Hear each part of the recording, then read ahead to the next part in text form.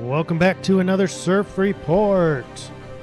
This one we are attempting to get this out earlier today, so we got one shot. Don't have time for, mistakes. So here we go.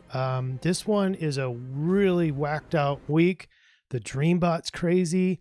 The energy from the stars is pretty crazy, although there's going to be some times finally for some just kind of quietness.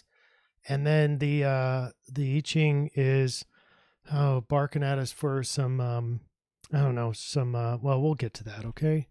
How about that? Here's our summary slide. As you can see, this is unusual, and it's all over the place. For the astrology, we still have the Pluto retrograde, and I'm going to try to get the pointer focus thing up at the same time. Take that off. Pluto in retrograde, kind of dismantling the old, bringing in the new. Right now, it's probably in the process of feeling like it's the crumbling and it's the end. Although we know from old CIRF reports that the end is nothing more than the beginning. So we also have the remnants of Venus square Neptune. So relationship and harmony and finance have kind of blocked to a happier dream, if you will. So we're not able to see any positivity there. Everything seems to be blocked. We also have Sun, Uranus, and Mercury all together in Taurus. We'll talk about that. What's interesting, Grand Air family trine. And we'll talk about why this is a family trine, or why I'm calling it a family trine, because it does have to do with emotions, Venus, etc. And then we end up with, not quite inside this CIRF report, but just like a few hours after the CIRF report for this week. By the way, April 30th to May 6th, so Thursday to next Wednesday, and then after midnight of that next Wednesday of May 6th, so in May 7th, very early in the morning, is the next Scorpio full moon. Now, what's interesting is Dreambot. Remember family with the, you can't see my cursor. You can see it now, right? Family, Grand Air family trine. Well, the Dreambot's got like a little bit of hint of family, but if you look at all the words, it's like, is there a second coming? And there is no Jesus in there, but Sun is in there. So kind of makes me think, if you include everything, there might be a JFK Jr. in there as well. And we'll look at that first after we get done with the summary slide. Then the I-Ching, we finally have a change line for the first time, and seems like forever. One change line. But so hexagram 53, steady pace. That's very Taurus. Steady pace is just kind of slow and steady forward. It's the big fat bull that's not running, just kind of walking forward, but it's really hard to stop that big engine that's moving forward. So with that, you have this weird, so the reason why this I-Ching is half out and half in is because the solution is actually inside. The steady pace seems like it's a little bit more outside the family. So anyway, in this very big center here, or the very tiny center, is family progress. The progress has to do with the I-Ching. The rest is the family's pretty obvious because it shows up everywhere else. I know, weird. If you want it really congruent, you're going to have it in the solution. So hang out so what we do now is we talk about the Dreambot. Then we're going to look at the astrology day by day. And at the very end, we're going to triangulate for the solution. And I'm going to tell you that right now the solution is very well overlapped. Okay, we'll leave it at that. Let's go ahead and get started after this.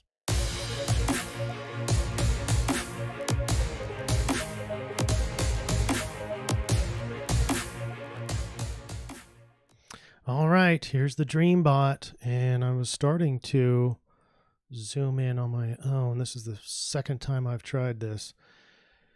Okay, so here's what I was talking about with Sun at the very top, and that's a pretty good score, 44 for a surge score.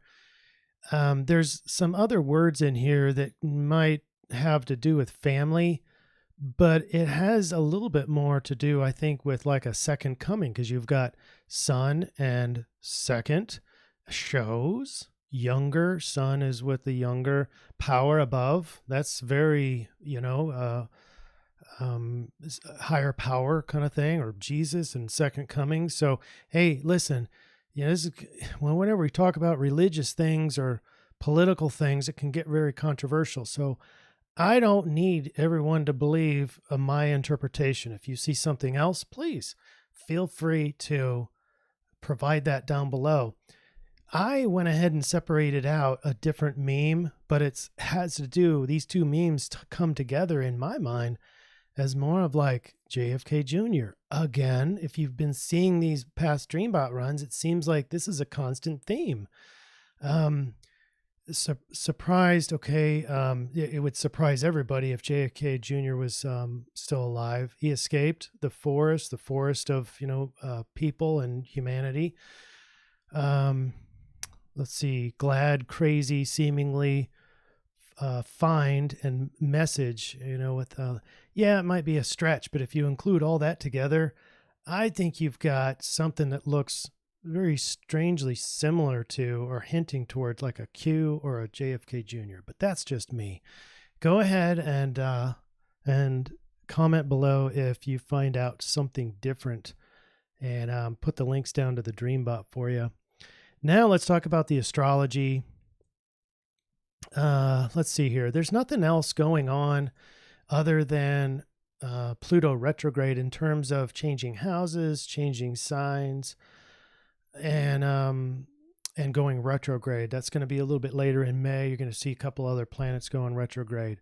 But for right now, we have Sun conjunct Mercury, Sun, and Uranus all together. So revolution in thoughts about how I perceive myself or my ego. And Mercury in here is going to go Cazini, so real close to the Sun. And Mercury is going to be passing Uranus. So these like just big old changes in the thought patterns and the way I rationalize things. And the major, let's see, before I move on here, you see it's pretty empty in this, these two black bars is the end of May, end of April, beginning week of May. And so in there, the major part of most of these aspects are going to be from the moon transiting, because that chart does not include the moon. So we have two groups here. And starting on the 30th, Thursday, we have group one, who I just talked about, Mercury, Uranus, and Sun, all in Taurus. So that brings a really interesting flair to it. Taurus is Earth sign, and so things of practical nature. It's my interaction with the material world. It can be really steadfast and bullheaded, if you will, but slow and steady. And that is exactly what the I-Ching said. So we have a match with the I-Ching and the astrology right here with the Sun, Uranus, and Mercury. So together, that group is more of there's an identity in here because of the Sun. There's a lot of change and maybe some insight, maybe some geniusness in there with Uranus. And then there's Mercury with communication, short-term travel, the lower level learning, so just kind of basic foundational level learning, and that sort of thing, and the way you think, the way you rationalize things. So all that in the flavor of the bull, moving forward powerfully, slow and steady. But Uranus doesn't necessarily feel steady. In fact, Uranus might be here changing up everything we knew about the material world.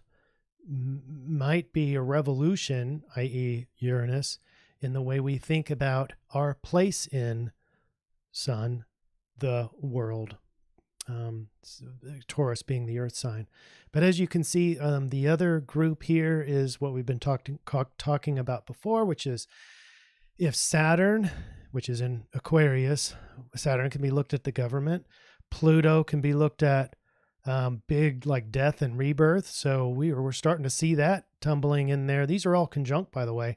So putting it all together, Jupiter, expansive, positive, Pluto, transformation of Saturn, government.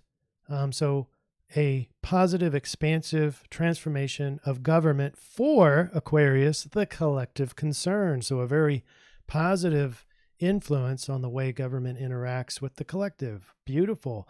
But you can see here, the moon, which represents our emotions, was going to have to balance that little grouping out. So even though it's positive change for the collective good, we're going to have to balance our emotions with how we really incorporate that.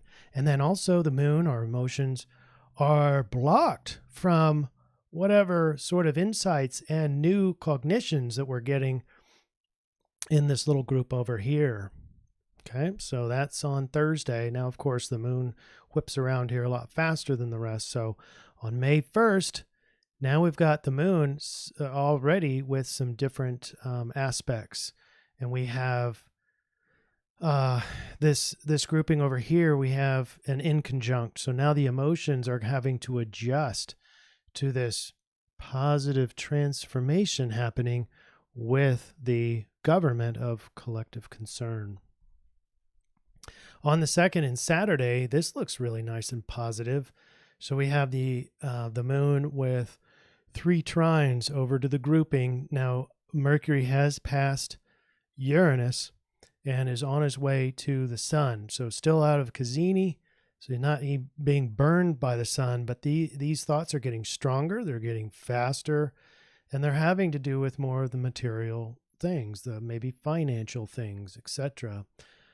And this becomes congruent. So our emotions, whatever insights we're getting and rational thoughts or changes about your identity in the material world, is easily assimilated by the emotions. So that's nice. It's going to be a nice little Saturday with these revolutionary thoughts.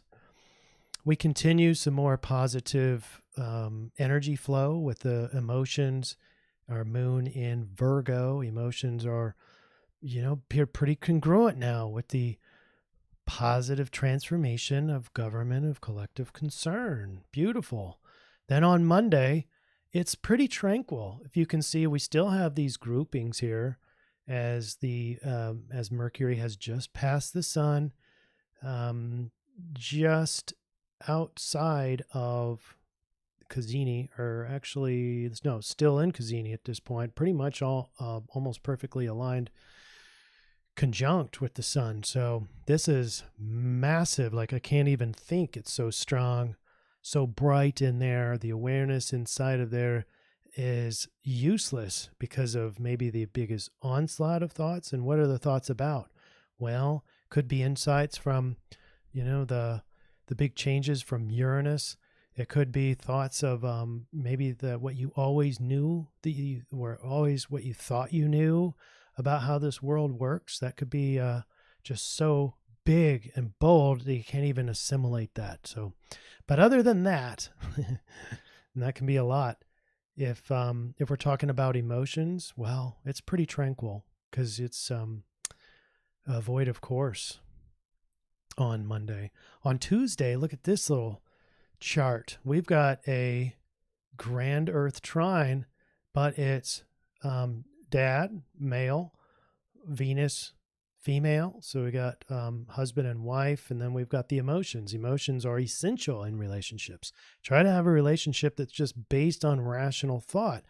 So we also have the moon in Libra, which is harmonious to begin with. We got harmony and harmony, harmonious emotions, and you've got the man and the woman together, easily exchanging emotional energy. And it's in Gemini. You got Venus in Gemini. All these air signs are really friendly, and Libra is the more romantic, close one. So this is all about the family. That's why I'm calling this the Grand Air Family Trine on Tuesday, May 5th. Cinco de Mayo is Family Day. And we still got those groupings and whatnot, but let's continue. That night, then, the moon continues its path and starts a square to that second grouping, the Pluto, Jupiter, and Saturn. So things get blocked. Emotions are blocked, but that's about the government. Your emotions are more blocked towards outer collective foundational work. And within the family unit, it's still very easy energy. So staying within is perfect. And by the way, this is right where the I-Ching is headed. So we've got the major influence on Cinco de Mayo is where that grand air trine is going to be. And it's more focused on family. So one more day here, and then we'll get into the I-Ching. We are approaching a full moon here in Scorpio. It's not quite there yet. So this is May 6th at 4:38 p.m. So we're looking at little adjustments here and balancing out of that grouping. And of course, Sun is in between Mercury and Uranus right now. But keep in mind that as we approach towards this full moon, most people agree that the influence on this full moon is generally plus or minus 24 hours. So on this Wednesday, the 6th, you should be feeling that deep, powerful energy. And we'll talk about it more extensively in the next CIRF report. But just so you can get prepared, the Scorpio moon is very deep and maybe even hidden. There's kind of this inner power in the emotional complex, emotions obviously with the moon. And people tend to feel a lot more chaotic energy in this full moon time frame, and so you too might feel it, and it might be even more powerful with that Scorpio influence there. It's deep, it's hidden power, it's a power that you didn't know you even had. And so, on the other side, this grouping over here is working with these change of thoughts that you maybe thought were stubborn, the thoughts that you thought you knew, and all that gets changed by Uranus. But Mercury over here is trine over to Pluto and Jupiter. So it's easy to think about, and now the Mercury is outside of Cassini of the Sun, it's easy to think about this positive transformation of the collective government. So other than that, that's the week in a nutshell. Let's get into the I-Ching influence. Oh, by the way, there's the chart, and I'm not going to scroll in, but you've got the moon. Oh, let's go here. This is at 5:45 a.m. May 7th, so very early in the morning. The full moon in Scorpio, part of fortune right there, as the moon crests over the elliptic plane, and we're in Scorpio. So everything else I talked about still pretty much intact. All right, let's shut that down and talk about the I-Ching. Obviously from 4:30 April 30th to May 6th, this is the influence. There was a change line, and that's the first line. Anyway, it's hexagram 53, steady pace. What does that feel like? That feels like Taurus. So the influence matches where this Sun grouping is, the Sun, Mercury, Uranus. That's why when we do the sidereal chart, that's where we focus this. So steady pace, good development. Here's something new here, folks. Those of you who've been around for a while, I included an extra toss of the coins to see what the strength of this influence is. So this doesn't go from 0 to 10. This goes from 6 to 9. Those are the 4 possible outcomes of 3 I-Ching coins. And so this is basically, if you were to look at it from 1 to 4, this would be a 3. So it's pretty strong energy. It's a steady pace. You're going to feel like we need to be patient. And that's funny because I have been impatient for this, I don't know, the world to correct itself. That's what I've been very vocal about it too. So hopefully I see that it just becomes automatic, almost like not giving up, but just pacing it down. So let's read a lot about what this steady pace hexagram 53 is. Like an ancient forest, that's how this starts. And remember, forest was part of the Dreambot, where the subtle play of light, texture, and shadow results from a process measured in centuries and inches. Things of lasting value develop gradually at their own pace. The ability to learn from experience, one of man's greatest treasures, implies constant yet gradual progress. This actually goes into the solution. I couldn't believe it. But here's the continuation. The principle of gradual development also applies to relationships for love, marriage, and other long-term partnerships.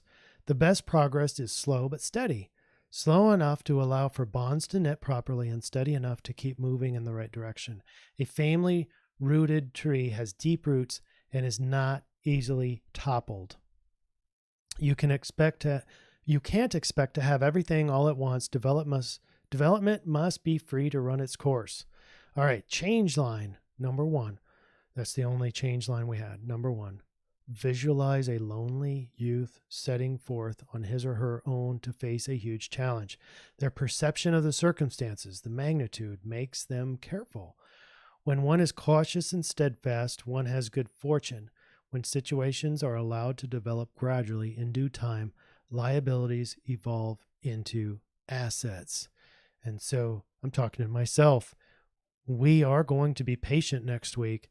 And what that means is this transformation that unfolds will have bigger, deeper roots that come out of what results. Just one more summary slide for hexagram 53. Development coaches you to observe the gradual way that you cultivate the roots of who you are, rather than searching outwardly for validation. If you merely strive to be real, success will come naturally. In relationships, there can be time needed for two very different people to move forward in tandem. In work, the message is that there are great possibilities for growth, but it will take time to develop. So that's it for the solution. Now we need to get into that was the influence. Let's talk about the solution. We'll do that next.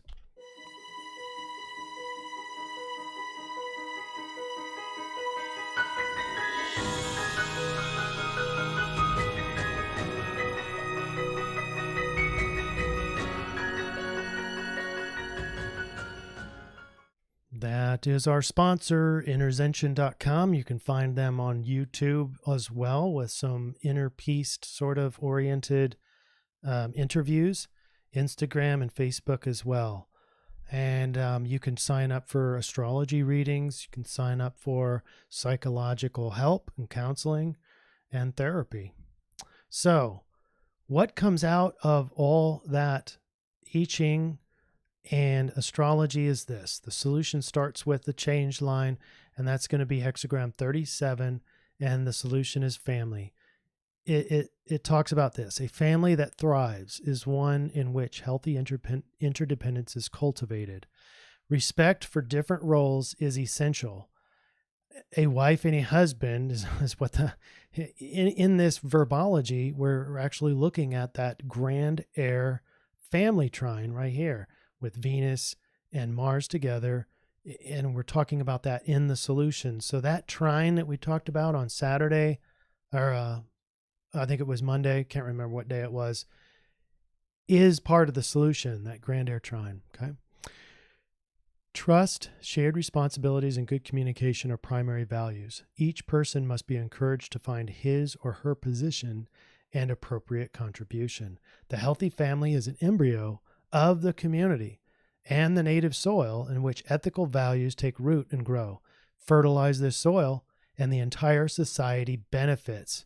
And so we're both looking at a family at a collective level, but more concerned about your own individual family. And it doesn't have to be just your blood relatives. You can have friends of, like the NDC family. Post your comments below. I want to make this more of a family environment. We have different families at different levels. And so we want to have a cluster of people who are healthy for you. And how do you know they're healthy for you? Is because they not only appreciate your life mission, but they help you find it and they encourage you to pursue it. And actually, we'll talk about that down here. The more diversified we are, the better we will be our chance of survival. Even among family members within a particular species, each are endowed with variations. The family can be a source of support. As a message about supporting others in a team dynamic, open communication is necessary. Each should be encouraged to achieve their highest potential according to their highest values. All right, that's the I-Ching. It's all about how to have a more harmonious family cluster. Now let's go into the Sidereal Astrology, and this was Saturday, and this is where we have the grouping, the Sun, Mercury, and Uranus, because it's Taurus. Taurus is the slow and steady. So with the Tropical Astrology is where the influence is, so we have to find that first, and that's definitely where all that influence is. Then for the solution in the sidereal, we go hop out to the outer. This is the sidereal, and what sidereal is, you step outside at night and you can look up in the sky, and it's actually where these constellations are based on sidereal. Tropical is about 23 degrees off, I believe. And then there's a whole theory along those lines. But anyway, Aries is more about the individual. So that's curious. So wait, the I-Ching says family, but so how do we incorporate that in our overlap? Well, Aries is the warrior. We need to be fighting for our family. We need to be fighting for our passion. We need to be almost selfishly inclusive of the family. So there's things that we can take and traits that we can use for Aries and push them towards the family in accordance with the I-Ching. We're going to talk about that once we get to the summary slide. But what you can also see is, if you follow these lines, the bulk of the grouping, Sun, Mercury, and Uranus, is hexagram 27 on the Rave Mandala. I have a copy of the Rave Mandala hexagram 27, or gate 27. It is preservation, all right? Without nourishment and caring, nothing can survive. This is a gate that is both a fuel and an expression of sexuality. Through definition, the power of the sacral is to move us, to move is initiated. The drive to nourish is also in its polarity. The drive to be nourished or cared for, the need to be cared for, driven at the sacral level, can lead to all kinds of sexual health problems. If it is accompanied by a lack of values from the harmonic gate 50, serious problems are possible. Those who preserve and protect, this is the gate of compassion, the power to care for the weak, the sick, and the young, can be impressively altruistic in its manifestation, as the case of Mother Teresa of Calcutta. You can see absolutely the very nuclear part of the family is in this gate 27, absolutely critical for our triangulation. So let's go straight to the triangulation slide and get the nuts and bolts of, I'm not really sure why I can't select that now. How about this? Alrighty. We'll do this then. Bring that over, and wha-bam. All right, need to shut this down here pretty soon, so I'm on the clock. We have family as the influence. We talked all about that, but the solution is down here on the bottom side, and we start with the Rave Mandala. This is a summary of each one of our technologies that we're going to use as triangulation, and then I'll talk about the overall triangulation. First of all, the Rave Mandala, hexagram 27, connects the I-Ching and the sidereal, because it says the drive to nourish and be nourished, preserve and protect, focus energy through values to avoid serious sexual health problems. That was the Rave. The sidereal, we take our positive side from Aries, which has to do with all this, and we want to be enthusiastic. We want to be positive. We want to be passionate. Be brave. Be transparent. That's very well known for Aries, and don't have a problem with just saying it like it is. And bring an intensity for this. But avoid competitiveness, aggressiveness, impatience. That goes directly against the influence. All right, that was sidereal, Aries. Now the I-Ching, hexagram 37. Avoid the worst of Aries and integrate into the family roles and contribution. Foster good communication. Highlight and cherish your differences and variations. Accentuate cooperation. Reduce competition. Support the family and be encouraging. So now, the overall triangulation is this. Confidence in your family roles, in your family role. Nourish and protect based on your highest values. That brings in the Tropical Taurus, your highest values. Foster cooperation based on your values. That's it in a nutshell. It's very tight. It's very well overlapped. And we even bring in the rave mandala with the sacral and the sexual energy. That's the very nucleus of the family. Worry about the family this week. Work on harmonizing it. Work on cooperation. Find your role and be your role. Take the Aries view of your role. Be passionate about it. Put a lot of intensity into it. Be brave about protecting your family and nourishing it. That's it. Very simple. Man, I appreciate you guys being here. I'm glad we were able to get this out a little bit earlier. You take care and have a great week. We'll see you next time.